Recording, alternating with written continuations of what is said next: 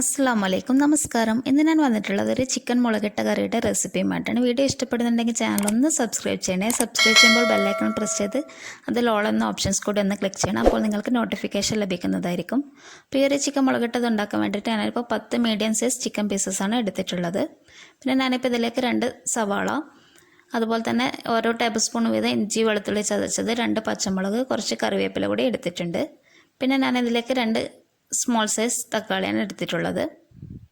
പിന്നെ ഞാനൊരു മല്ലിയില കൂടി എടുത്തിട്ടുണ്ട്. ഞാനിപ്പോൾ ആഫ്രിക്കൻ മല്ലിയാണ് ഉപയോഗിക്കുന്നത്. എൻ്റെ കയ്യിൽ ഇപ്പോൾ ഇതേ ഉള്ളൂ.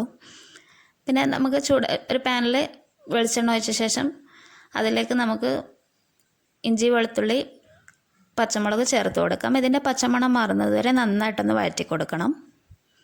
പിന്നെ നമുക്കിതിലേക്ക് സവാള കൂടി ചേർത്ത് കൊടുക്കാം. സവാളയും അതുപോലെ തന്നെ കറിവേപ്പിലയും ചേർത്തിട്ട് മീഡിയം ഫ്ലെയിമിലൊന്ന് നന്നായിട്ടൊന്ന് വഴറ്റി കൊടുക്കണം. പിന്നെ ഈ ഒരു കറി നമുക്ക് പൊറോട്ട, ചപ്പാത്തി, ദോശ, പത്തിരി, നെയ്ച്ചോറ് ഏതൊരു ഐറ്റത്തിൻ്റെ കൂടെയും നല്ലൊരു കോമ്പിനേഷനാണ് ഈ ഒരു കറി. നല്ല ടേസ്റ്റിയാണ് ഈ കറി. പിന്നെ നമുക്കിതൊന്ന് നന്നായിട്ടൊന്ന് പച്ചമണം മാറുന്നത് വരെ ഒന്ന് വഴറ്റി കൊടുക്കണം. പിന്നെ ഇതിലേക്ക് കുറച്ച് ഉപ്പ് കൂടി ഞാനിപ്പോൾ ചേർത്തിട്ടുണ്ട്. പിന്നെ ഒന്ന് ഫ്ലെയിം കുറച്ച് വെച്ചിട്ട് നമുക്ക് 1.5 ടേബിൾ സ്പൂണോളം ചിക്കൻ മസാലപ്പൊടി ചേർക്കുന്നുണ്ട്. ഇത് ചേർക്കാൻ താല്പര്യമില്ലാത്തവർക്ക് കുറച്ച് മല്ലിപ്പൊടിയും കുറച്ച് ഗരം മസാല അങ്ങനെ ചേർത്ത് കൊടുത്താൽ മതി. പിന്നെ ഞാനിപ്പോൾ ഇതിലേക്ക് 4.5 ടേബിൾ സ്പൂണോളം കാശ്മീരി റെഡ് ചില്ലിയാണ് ഉപയോഗിക്കുന്നത്. എരിവുള്ള മുളക് പൊടിയാണെങ്കിൽ അതിനനുസരിച്ചിട്ട് നമ്മുടെ എരിവിനനുസരിച്ചിട്ട് അങ്ങനെ ചേർത്ത് കൊടുക്കാം. പിന്നെ വീഡിയോസൊക്കെ ട്രൈ ചെയ്ത് നോക്കുന്നുണ്ടെങ്കിൽ എല്ലാവരുടെ അഭിപ്രായങ്ങളൊക്കെ അറിയിക്കണം. പിന്നെ വീഡിയോ ഇഷ്ടമാകുന്നുണ്ടെങ്കിൽ ഒന്ന് ലൈക്ക് ചെയ്യണം. അതുപോലെ തന്നെ ഫ്രണ്ട്സും ഫാമിലിക്കൊക്കെ ഒന്ന് ഷെയർ ചെയ്ത് കൊടുക്കണേ. മാക്സിമം സപ്പോർട്ട് ചെയ്യണം. അപ്പോൾ ഇതൊന്ന് നന്നായിട്ടൊന്ന് ഇളക്കി കൊടുക്കാം. ചെറിയ ഫ്ലെയിമിൽ അതിൻ്റെ പച്ചമണം മാറുന്നത് വരെ ഒന്ന് വഴറ്റി കൊടുക്കണം. അതിനുശേഷം നമുക്കിതിലേക്ക് തക്കാളി ചേർത്ത് കൊടുക്കാം. തക്കാളി ചേർത്ത് കൊടുത്തിട്ട് നന്നായിട്ടൊന്ന് ഇളക്കി കൊടുക്കാം. മസാലയൊന്നും അടിയിൽ പിടിക്കാതിരിക്കാൻ വേണ്ടിയിട്ടൊന്ന് ശ്രദ്ധിക്കണം.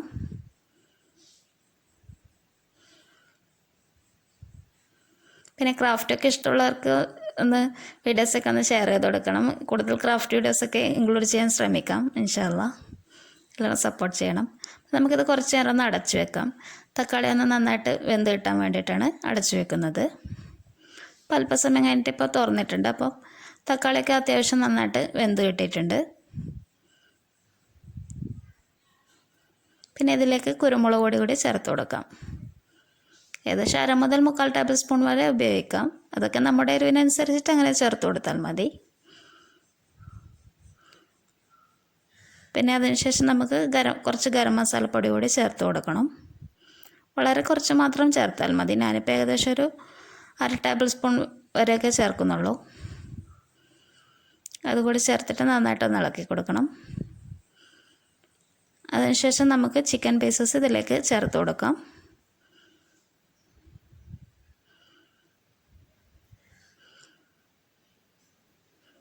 അതിനുശേഷം ഒന്ന് നന്നായിട്ട് ഇളക്കി കൊടുക്കണം. ലോ ടു മീഡിയം ഫ്ലെയിമിൽ ഒന്ന് നന്നായിട്ട് ഇളക്കി കൊടുക്കുക. ചിക്കനിലുള്ള വെള്ളമൊക്കെ ഇറങ്ങി വരുന്നത് വരെ അങ്ങനെ ഇളക്കി കൊടുക്കാം. പിന്നെ ഈ മസാലയുടെ കളറൊക്കെ ചിക്കനിൽ പിടിക്കുന്നത് വരെ അങ്ങനെ ഇളക്കി കൊടുക്കണം. ഞാനിപ്പോൾ ഇതിൽ മഞ്ഞൾപ്പൊടി ചേർത്തിട്ടില്ല. പിന്നെ ഇതിലേക്ക് കുറച്ച് മല്ലിയില കൂടി ചേർത്ത് കൊടുക്കാം.